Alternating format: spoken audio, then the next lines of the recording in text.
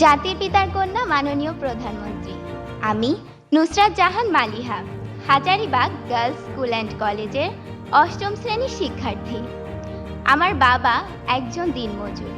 2 মেয়েকে নিয়ে আমার বাবা মায়ের নিত্য অভাবের সংসার। আমার নিরক্ষর বাবার কাছে আমি রাজকন্যা। আমার মতো মালিহাদের পিতা যখন বলেন, তোর আর স্কুলে যাওয়ার দরকার নেই, কাল থেকে তোর মায়ের সাথে কাজে যাবি, তখন মনে হয় এটাই যেন আমাদের চিরকালের নিয়তি। কিন্তু মাননীয় প্রধানমন্ত্রী, সেই দুর্ভাগ্যের নিয়তির শিকার আমাকে হতে হয়নি।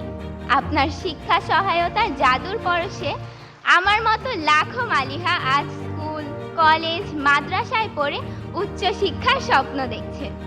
এটা শুধু আপনার জন্যই, তাই আপনার প্রতি আমাদের সীমাহীন কৃতজ্ঞতা।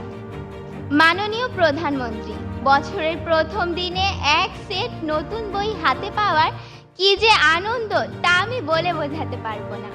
নতুন বইয়ের ঘ্রাণ নেওয়ার সুযোগ আপনি আমাদেরকে করে দিয়েছেন। মাননীয় প্রধানমন্ত্রী, সর্বকালের সর্বশ্রেষ্ঠ বাঙালি, স্বাধীনতার মহান স্থপতি, বাংলাদেশের জাতির পিতা বঙ্গবন্ধু শেখ মুজিবুর রহমানকে দেখার সৌভাগ্য আমাদের হয়নি, কিন্তু বেহেশত হতে তিনি নিশ্চয়ই দেখছেন তার সুযোগ্য কন্যার কর্মকাণ্ড। দুঃখী মানুষের মুখে হাসি ফুটিয়ে কিভাবে তিনি সর্বক্ষেত্রে বাংলাদেশকে এগিয়ে নিয়ে যাচ্ছেন। মাননীয় প্রধানমন্ত্রী, একটি স্বনির্ভর দেশ গড়তে শিক্ষা যে কতটা গুরুত্বপূর্ণ, জাতির পিতার পর কেবল আপনিই তা সবচেয়ে ভালোভাবে অনুধাবন করতে পেরেছেন। আর সেজন্যই দরিদ্র মেধাবী শিক্ষার্থীদের ঝরে পড়া বন্ধ করতে আপনি চালু করেছেন এই উপবৃত্তি। তাই আপনার প্রতি কৃতজ্ঞতা জানাতে আমাদের প্রিয় শিক্ষক আক্তার স্যারের কবিতার কয়েকটি লাইন বলতে চাই। শিক্ষা সবার অধিকার, মানুষ সবার মন্ত্রণা, এই দেশেতে সবচেয়ে ভালো বুঝেছেন শেখ হাসিনা। আপনি না বাড়ালে হাত, হারিয়ে যেতাম কোন অতলে, দুঃখের সাগর পাড়ি দিতে ভেসেই যেতাম বানের জলে।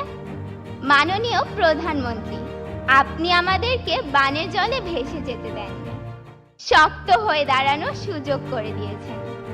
মাননীয় প্রধানমন্ত্রী, এত কাছ থেকে আপনাকে দেখার আনন্দ আমি ভাষায় প্রকাশ করতে পারছি না।